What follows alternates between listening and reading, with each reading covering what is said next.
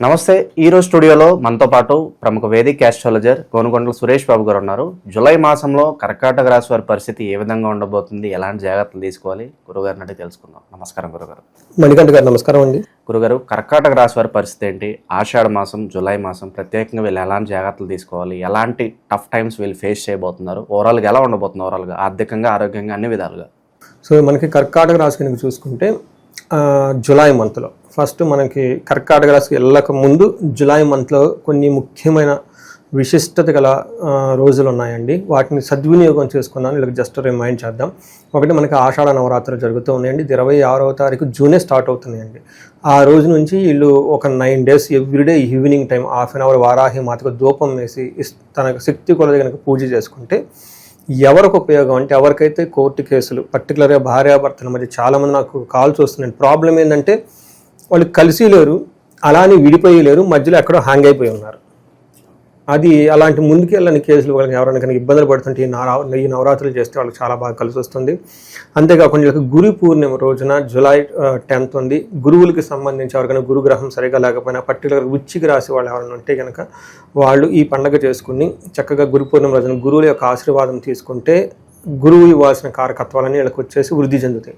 తర్వాత most important నాగ పంచమి ఉందండి, శ్రావణ మాసము. అది మనకి 29వ తారీఖున జరుగుతుందండి. ఈ రోజున ఎవరికైనా పిల్లలు కావాలనుకున్నా, వచ్చేసి గర్భస్రావం అయి మనకి గర్భం నిలబడకుండా ఉన్నా, పిల్లలు కావాలనుకున్నా, లేదంటే కాలసర్పదోషం ఉన్నా, తర్వాత సర్పదోషం ఉన్నా, ఎలాంటి దోషాలు ఉన్నా కానీ ఆ రోజు గనక నాగుల రోజున కొంచెం దీక్షగా పూజ గనక చేసుకుంటే నాగదేవతకి ఆ ప్రాబ్లమ్స్ అన్నీ పోయేసి జీవితం ఉన్నతంగా ఉంటుందండి. ఈ జూలై మంత్ ఆధ్యాత్మికంగా గడపాలనుకునే వాళ్ళకి చాలా మంచి మాసం మనం అనుకోవాలి. సో ఇందులో మీరు అడిగిన విధంగా కర్కాటక రాశి వారికి చూసుకుంటే వీళ్ళకి కొంచెం ఛాలెంజింగ్గా ఉండే మంత్ అని మనం చెప్పుకోవాలి. కొంతమందికి జాబులు పోతున్నాయి అని చెప్పేసి ఫోన్లు చేస్తూ ఉన్నారు. అందులో ఫస్ట్ పుష్యమి నక్షత్రం ప్రకారం చూసుకుంటే పుష్యమి 4వ, పునర్వసు 4వ పాదం, పుష్యమి 1, 2, 3, 4 పాదాలు, మనకి ఆశ్లేష 1, 2, 3, 4 పాదాలంతా కర్కాటక రాశిలో ఉంటారు. ఇందులో గ్రహస్థితి ఎక్కువగా ఒకే ఒక గ్రహం మారిందండి. అది కూడా సూర్యుడు వీళ్ళకి మారారండి. మిగతా గ్రహాలు పెద్దగా ఎక్కువ మారలేదు. అవన్నీ మంత్ ఎండ్లో మారున్నాయి అనమాట. అవి మనం నెక్స్ట్ మంత్లో చెప్పుకోవచ్చు. ఇప్పుడు కనుక మనం చూసుకుంటే సూర్యుడు మనకు సూక్ష్మ గోచారం, లఘు గోచారం ప్రకారం ఏమని చెప్తారంటే స్థాన నాశనం అంటే 10వ ఇంట్లో ఉండటం వల్ల వాళ్ళ ఉన్న వర్క్లో కానివ్వండి, జాబ్లో కానివ్వండి చేంజెస్ ఉండే అవకాశం చాలా ఎక్కువ ఉంది. అంతేకాకుండా విపరీతంగా ధనం ఖర్చు అవుతుంది. ధనం దొంగతనాలు కొట్టుకొని పోయవచ్చు. ధనం లాస్ అయ్యే అవకాశము చాలా ఎక్కువగా ఉంది. కుటుంబంలో గొడవలు విపరీతంగా వచ్చేస్తాయి. అంతేకాకుండా కొన్ని విషయాల్లో వీళ్ళకి గురువు ద్వారా కొంచెం బెనిఫిట్ జరిగే అవకాశం ఎక్కువగా ఉంది. బట్ ఓవరాల్గా కనుక చూసుకుంటే పీడనము, తర్వాత ప్రావర్టీ, డబ్బులకి ఇబ్బంది పడుతూ ఉండే చాలా టఫ్ అయిన మంత్ అని మనం చెప్పుకోవాలి. ఈ మంత్ వీళ్ళు కొంచెం జాగ్రత్తగా ఉండాలి. జూన్ మంత్లో కూడా మనం వీళ్ళు కొంచెం జాగ్రత్తగా ఉండాలని చెప్పుకున్నాము. బట్ అదేవిధంగా వీళ్ళకి జూలై మంత్ కూడా కొంచెం ప్రికాషన్స్ ఎక్కువగా తీసుకొని ఉండాలి. ఎందుకంటే మేజర్ గ్రహాలు కొంచెం వీళ్ళకి ఇబ్బంది పెట్టే పరిస్థితులు ఉన్నాయని మనం చెప్పుకోవాలి. సన్ను వీళ్ళకి ఫస్ట్ హౌస్లో ఉండటంతో రజతమూర్తిగా ఎంటర్ అవుతూ ఉన్నారు. వీళ్ళు ఉన్న పొజిషన్ సన్ను కొంచెం స్ట్రాంగ్గానే ఎంటర్ అవుతున్నారు, కానీ బలం చేకూర్చే విధంగా ఎంటర్ అవుతున్నారు. కానీ సూర్యుడు వీళ్ళకి మిక్స్డ్ రిజల్ట్ ఇస్తున్నారు, లేదంటే మైల్డ్గా ఎఫెక్ట్ అయ్యే అవకాశం ఎక్కువగా ఉంది. అవి కూడా ఏంటో మనం చూద్దాం. అవి మనకి ఏం చెప్తారంటే దేహార్తి, మనకి సంస్కృతంలో మహర్షులు ఏం చెప్తారంటే దేహార్తి, నిస్సత్వం, సంతాపకాలతిక్రమణ భోజనం, బంధుమిత్ర సుహృద్వేష, చంద్రరాశి గతో రవి అని మనకి సంస్కృతంలో మహర్షులు చెప్తారు. దీని ప్రకారం ఏంటంటే శరీరం నందు బాధ ఉంటుంది, మనసులో సంకోచం ఉంటుంది, అకాల భోజనము, మిత్రులతోటి బంధువులతోటి వీళ్ళే గొడవ పడతారు అనవసరంగా. వెళ్ళి వాళ్ళ మనాన్ని వాళ్ళు బాగానే ఉంటారు, వీళ్ళే పోయేసి ఏదో గొడవ పెట్టుకొని వస్తూ ఉంటారు. ట్రావెల్స్ చేసేవాళ్ళు చాలా యాక్సిడెంట్లు అయ్యే అవకాశం ఎక్కువగా ఉంటుంది. కొంచెం జాగ్రత్తగా ఉండటం ఎంతైనా అవసరం. వీళ్ళకి సెకండ్ హౌస్లో ఏమైందంటే అండి కుజుడితో పాటు కేతు ఉన్నారండి.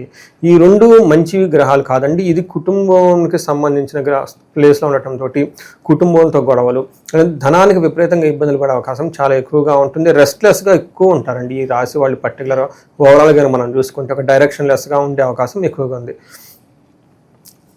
మనకి మహర్షులు ఏం చెప్తారంటే అసత్వం సతతం క్లేశ సర్వకార్య వినాశనం, సదా దుర్జన సంపర్క, భీతి ధనకే కుజ అని మనకు చెప్తూ ఉంటారు.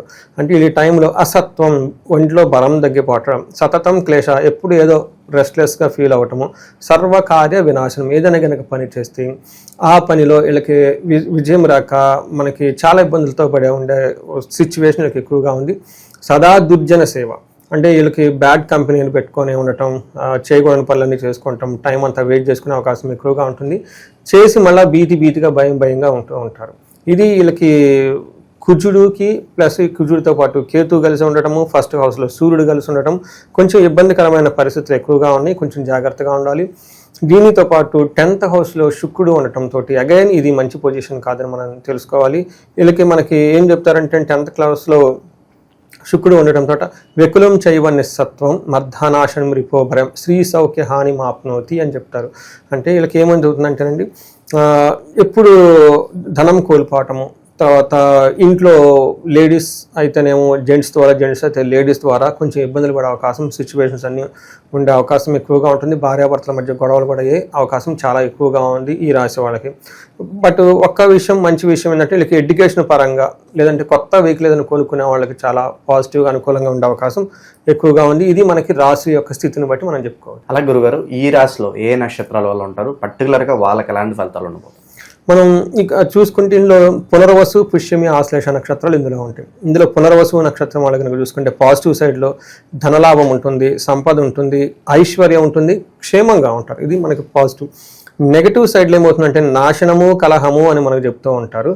అంటే వీళ్ళకి ఏదో ఒక పని చేసేది ఉంటే ఆ పని వీళ్ళకి అండి రాక అది కోల్పోయే అవకాశం ఎక్కువగా ఉంటుంది. గొడవలు కూడా అయ్యే అవకాశం ఎక్కువగా ఉంటుంది. పుష్యమి నక్షత్రం వాళ్ళకి మనం చూసుకుంటే వీళ్ళకి పాజిటివ్ సైడ్లో ఐశ్వర్యవంతంగా ఉంటుంది, సంపదలు ఉంటారు, ఈ మాసం అంతా క్షేమంగా ఉంటారు. మనకి నెగటివ్ సైడ్లో చూసుకుంటే వీళ్ళకి నాశనము, మృత్యు భయము, కలహము అని మనకు చూపిస్తూ ఉంటుంది. అనుకున్న పనులు కాకుండా ఇబ్బంది పడటం, తర్వాత మళ్ళీ ఫ్యూచర్ ఎలా ఉంటుందో మృత్యు భయంతో ఉండటం, తర్వాత గొడవలు అయ్యే అవకాశం కూడా ఎక్కువగా ఉంది. ఆశ్లేష నక్షత్రం వాళ్ళకి అగైన్ వీళ్ళకి సంపదలు ఉంటుంది, క్షేమంగా ఉంటారు. పాజిటివ్ సైడ్లో నెగటివ్ సైడ్లో నాశనము, కలహము, మృత్యు భయము అని చెప్తూ ఉంటుంది. ఇక్కడ మృత్యు భయం అంటే మనం అనుకున్న పనులు అసలు ముందుకు వెళ్తాయా లేదా, అసలు మనం ఎటుపోతున్నాం ఏంది అని చాలా ఎక్కువగా ఆలోచించుకుంటూ ఉంటారు. దాంతోపాటు గొడవలు కూడా అవకాశం ఎక్కువగా ఉంటుంది. అనుకున్న పనులు కాకుండా చాలా డ్రీమ్ ప్రాజెక్ట్స్, ఇది అవుతుంది అనుకున్నవి కాకుండా మధ్యలో అది ఆగిపోవటము, దాంతో ఇలా భయపడటం, ఇలా అదర్ సైడ్లో ఇబ్బంది పడే అవకాశం చాలా ఎక్కువగా ఉంటుంది. ఇవి కాకుండా వీళ్ళకి పుష్యమి, పునర్వసు, ఆశ్లేష నక్షత్రం వాళ్ళకి కొంచెం లత్త అనేది ఎక్కువగా ఉంటుంది. వీళ్ళకి కొంచెం జాగ్రత్తగా ఉండాలి. ఎందుకంటే సూర్యుడు గమనం ఈ నక్షత్రం మీద నడుస్తూ ఉంది కాబట్టి ఎవరైనా హార్ట్ పేషెంట్స్ ఉంటే కొంచెం మార్నింగ్ లేగటం, యోగా చేసుకోవటం, తర్వాత వాకింగ్ చేసుకోవటం, తర్వాత ఫుడ్ విషయంలో కొంచెం జాగ్రత్తగా ఉండాలి. జనరల్గా ఏమవుతుందంటేనండి, సూర్యుడు ప్రయాణించే నక్షత్రం వాళ్ళకి ఆ నక్షత్రంలో ఎవరెవరికి ఉన్న సూర్యుడు ప్రయాణిస్తున్నారో వాళ్ళకి గ్యాస్ట్రైటిస్ వచ్చేస్తుంది, లేదంటే చెస్ట్ పట్టినట్టు ఉంటుందండి. అందుకని హార్ట్ పేషెంట్స్ ఎవరైనా ఉంటే చాలా జాగ్రత్తగా ఉండాలని చెప్పేసి ఒక సూచన వాళ్ళకి. ఇంకా విశేషంగా ఆషాఢ మాసం కాబట్టి ఈ రాశి వాళ్ళు ఎలాంటి పరిహారాలు చేసుకోవడం ద్వారా ఏదన్నా అశుభ ఫలితాలు ఉన్నా కూడా వాటిని మంచిగా మార్చుకోవచ్చు అంటారు? వీళ్ళకి సుబ్రహ్మణ్యేశ్వర స్వామి భుజంగ స్తోత్రం చదువుకోవాలి. తర్వాత వారాహి నవరాత్రులు ఖచ్చితంగా జరుపుకోవడం చాలా బాగుంటుంది. ఇవి కాకుండా ఎవరైనా ఆషాఢ మాసం కాబట్టి అమ్మవారికి సంబంధించిన దేవస్థానాలు విజిట్ చేస్తే చాలా బాగుంటుంది. శ్రీశైలం కానివ్వండి, లేదంటే విజయవాడ కనకదుర్గ అమ్మవారిని కానీ. వీటితో పాటు వీళ్ళు ఇంకా చండీ పారాయణ కానీ, చండీ హోమం కానీ ఇలాంటివి కనుక చేసుకుంటూ ఉంటే చాలా బాగుంటుంది. వీటితో పాటు మనకి ఆశ్లేష నక్షత్రం, ఇది సర్ప నక్షత్రం కాబట్టి ఈ నక్షత్రం వాళ్ళకి ఇది సర్ప నక్షత్రం, ఆశ్లేష నక్షత్రం వాళ్ళకి ఫేవరెట్ ఫెస్టివల్ నాగపంచమి వస్తుంది కాబట్టి ఖచ్చితంగా అందరూ ఈ నక్షత్రం వాళ్ళు చేసుకుంటే సర్ప దోషం ఏమైనా ఉన్నా కానీ పోతుందండి. వీళ్ళకి చాలా బాగుంటుంది. సో వీటితో పాటు ధనానికి ఎవరైనా కనుక భయపడుతూ అంటే ఇబ్బంది పడుతూ ఉంటే కుబేరు పాశుపత అభిషేకం, వీళ్ళకి మృత్యు భయం అని చూపిస్తూ ఉందండి, నాశనం అని చూపిస్తూ ఉంది. వీటికి ముందు ప్రికాషనరీగా మనము వాళ్ళకి మన్యు పాశుపత అభిషేకం చేయించుకున్నా కానివ్వండి, లేదంటే వీటితో పాటు సుదర్శన హోమం అని ఉంటుందండి. ఇది కూడా చాలా పవర్ఫుల్గా ఉంటుంది. ఉగ్రరూపమైన నరసింహస్వామికి సంబంధించిన మూల మంత్రంతో ఇది సుదర్శన పూజ జరుపుకున్నా కానీ, సుదర్శన హోమం జరుపుకున్నా కానీ చాలా బాగుంటుంది. సో ఈ ప్రకారం ఇవన్నీ చేసుకుంటే చాలా బాగుంటుందండి. ఓవరాల్గా ఈ రాశి వాళ్ళందరికీ కూడా జూలై మాసం ఏ విధంగా ఉండబోతుంది, ఎలాంటి జాగ్రత్తలు తీసుకోవాలి, మీ మాటలో చాలా బాగా వివరించారు. ధన్యవాదాలు. ధన్యవాదాలు.